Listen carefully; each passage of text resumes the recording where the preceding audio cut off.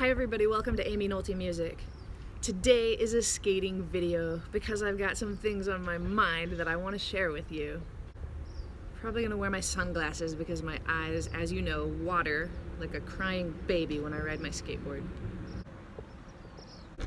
I also have to make the whole video with my iPhone because we just got back from a trip and my husband left my computer in Arizona and we have to wait for it to be mailed back to me. So it feels like old times. Alright, the thing I want to talk about is a little bit touchy and it doesn't paint me in a very good light, but I'm not really afraid of that. We all make mistakes and we can all learn from them. So this video is kind of my way of telling you my mistake and hopefully helping some of you so that you avoid this kind of mistake in your lives. Recently I was actually getting my hair done, and while I was sitting there in my chair I heard a song come on the radio. I'm not going to tell you the song or the artist out of respect for them, and you'll see why later too. But I heard this song come on and I love the song, always really liked the song, but I thought it's always bothered me that the background vocals in this song are just a little flat. So there are some times where the background vocals come in and they're just a little flat. They just sit kind of flat to me. So, I mean, I notice that kind of thing all the time, right? And just as a musician, I thought, I wonder if other people notice that. I wonder how it happened in the first place, why it didn't get fixed in the studio, if it was some kind of an artistic decision. I wondered if other people notice, or if I'm the only one, maybe there's something wrong with my hearing. I'm just like sitting there thinking about these things, and as I do, because I'm putting stuff out there to the world so often about music these days, I think, well, I'll just ask my community of friends about it. So I made a post on social media asking people about this particular song. So I said, has anybody ever noticed that the backing vocals on such and such track are the flattest? And I got a few people replying right away, kind of saying, yeah, I've noticed that, or no, I haven't noticed, let me go take a listen. But the very first reply that I got was a friend of mine who's not necessarily musical, like at all. And she said, oh my gosh, I've always loved that song. Oh no, exclamation point. And that kind of broke my heart a little bit. I was like, oh no, my sweet friend who loves that track, now she's gonna know there's something wrong with it. So I was kind of a little bit mad at myself for doing that to her, you know, like to her vision of that song. But then the comments kept coming and people would say things like, no, I never noticed that one, but have you noticed this one? And then they would say some other great track and say, have you noticed this? Or this person has a lisp when they sing, that drives me nuts. And I didn't really like those comments. I was like, we're getting kind of negative. Who started it? Then right before I went to bed that night, there was a post by one of my friends, older gentleman, who said, gosh, I don't know, Amy, I don't really hear it. But we could ask so-and-so and so-and-so and so-and-so who sang backup vocals on that song. We could ask so-and-so who sang lead on that song, and we could ask the guy who was in the studio that day producing the track. And then my heart kind of dropped because then he said, I am friends with them, all of them on social media, so I could tag them and ask. So that kind of scared me, right?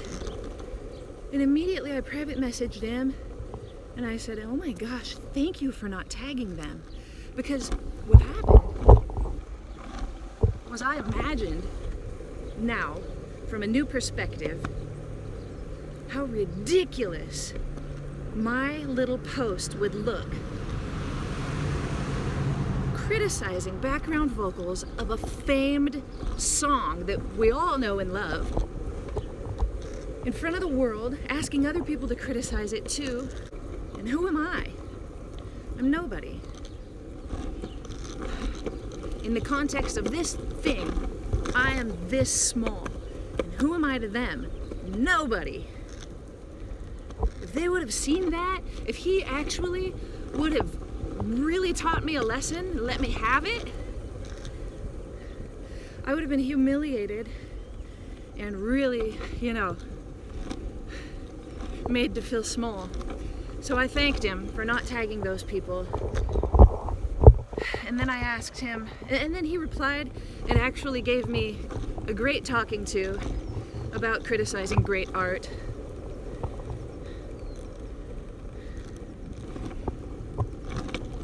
And I heard it, and I deserved it. I thanked him, and I apologized, and I removed the post.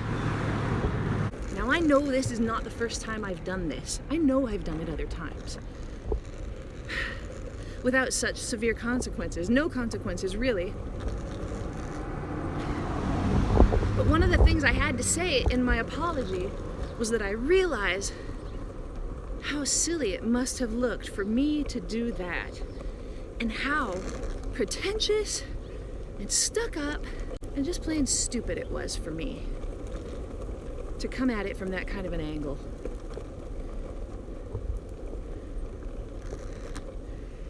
I do know that some of you will listen to this and think, oh my gosh, I say that kind of thing all the time. And maybe you do. And fine, it's fine, But for me to do it, and I'm a little more of a public figure at this point, so for me to do it, I need to think 2, 3, 4, 5 times before I post something like that. Think, Aimee. Okay, let's lighten things up a little bit. I'm going to shoot through this park and take you with me.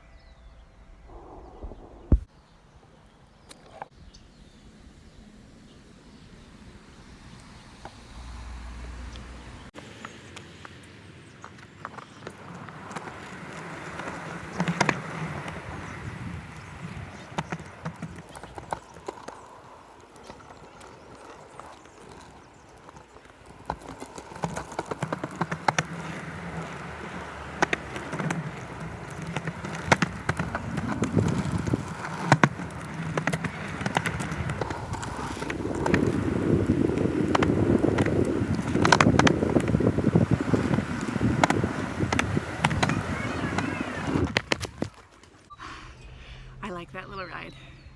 I need to work on my braking.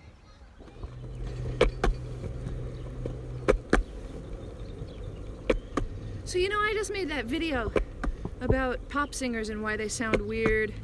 And I know I come across as a little pretentious in the beginning of that video. It was kind of, just to sympathize with people about why they might not understand the choices pop singers are making today. And as you move through the video, I think I bring it in a little bit and try to get real about why they're actually doing it and why it's a pretty smart choice. But for me to talk about pop music today, it's not quite so ridiculous as me to talk about like a hit song from the 60s. And it begs the question, what is okay to talk about? What is okay to criticize?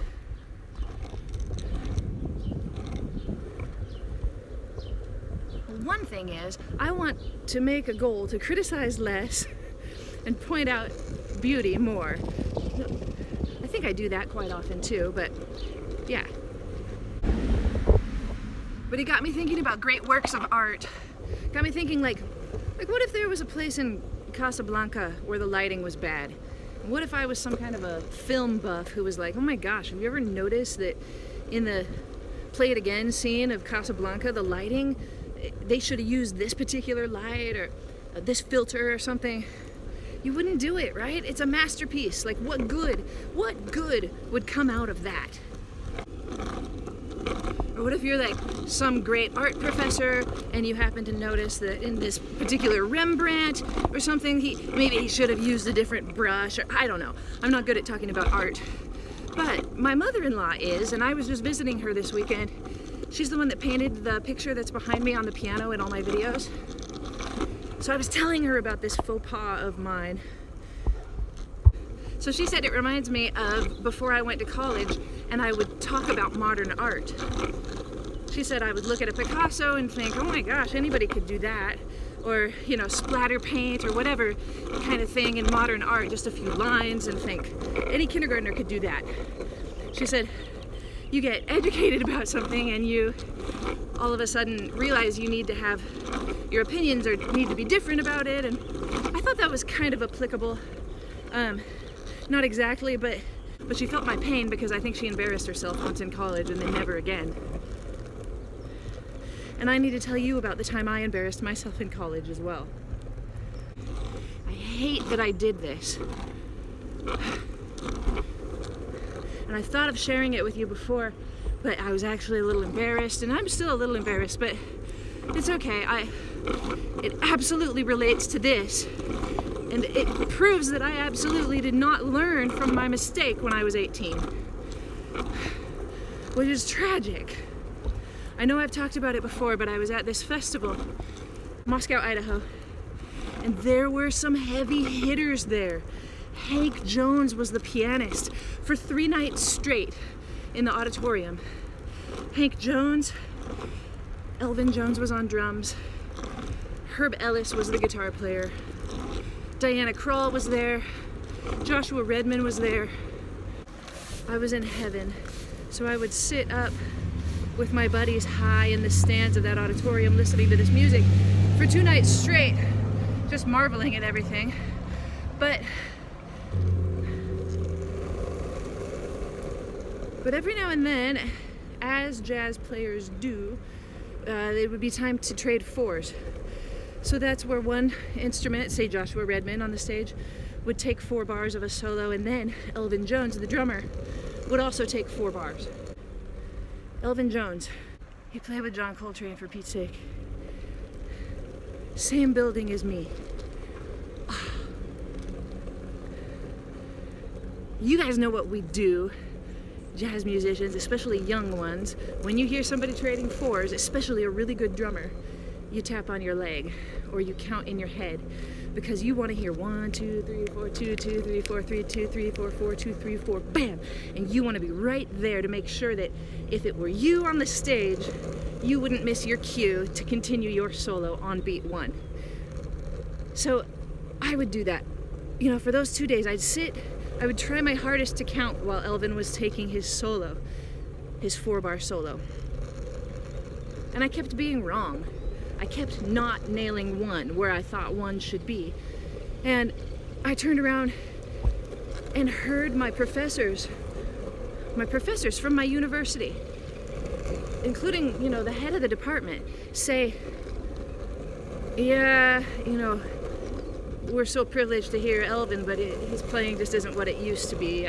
I think those guys on the stage are really just watching his right hand for when it comes up and hits that cymbal so that they know that that's 1. So I thought, you know, I'm not totally crazy, right? Okay, so the 3rd night, I got lucky enough to be able to go backstage. I met all of them, including like Diana Krall, she was there. Oh my gosh, what a night. While I was backstage, I was hanging out with Frank Vignola and Ken Poplowski, who had come to my college earlier that year, so I kind of knew them. And the trading fours happened from backstage, you know. So we're listening to Elvin Jones trade fours with probably Diana Krall. And I think, this might be my moment to sound smart. So I said at the end of the fours, you know, it's too bad that Elvin Jones can't quite play fours anymore like he used to. And Frank Vignola stopped me. So I wanted to do a retake of this part. He said, you better be counting 1, 2, 3, 4, 2, 2, 3, 4, your very hardest, because Elvin Jones is Elvin Jones, and he will never be wrong. And if you don't come back in on 1, that's on you. I felt this big. I don't know how I got out of that conversation, but I wished I had never been in it. Who was I? 18 years old, little jazz student, Idaho. Oh my gosh. See, the point wasn't, could Elvin Jones count to 4? I mean, I feel so awful even, you know, saying that kind of thing. Wasn't the point at all. The point was that I never should have commented on it. And neither should my professors. I mean, they didn't set a very good example for me right there, but I mean, I should have been smarter than that. And in the world of academia, which I kind of hate, I mean, that happens sometimes. We gotta be careful.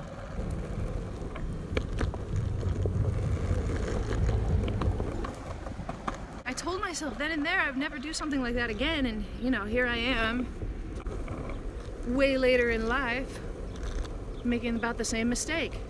So my message to you today is don't be an idiot like Aimee. Think before you talk, think before you criticize. Look at what good could possibly come from making a criticism. Me talking about those background vocals, as curious as I was, what good came from that conversation? I would have died if he tagged those people. Now don't think I'm being like super hard on myself and, you know, having a horrible couple of days because of it. It has played into my couple of days, but hopefully just in a way that makes me better, makes me not ever gonna do that again kind of, you know, mentality. So you don't need to comfort me, although I would appreciate the sentiment, I suppose, but I don't deserve it and I don't need it. I'm all right. I'm gonna, you know, keep trucking, just moving forward, doing better. But let's think about it. As smart as we might like to think we are sometimes in life, we're really nothing in the grand scheme of things. And it would probably do us all a little bit of good to remember that from time to time. Take an extra second before we criticize, before we press send, even before we jump to conclusions in our own mind about how we feel about things. Try to remember some reverence, some beauty, some holiness about the music that we're discussing. There is holiness in music, and don't we know it? Yes, we do. I'm going to be more careful. I hope you will too. Thanks for riding along with me today. I'll see you next time on Aimee Nolte Music.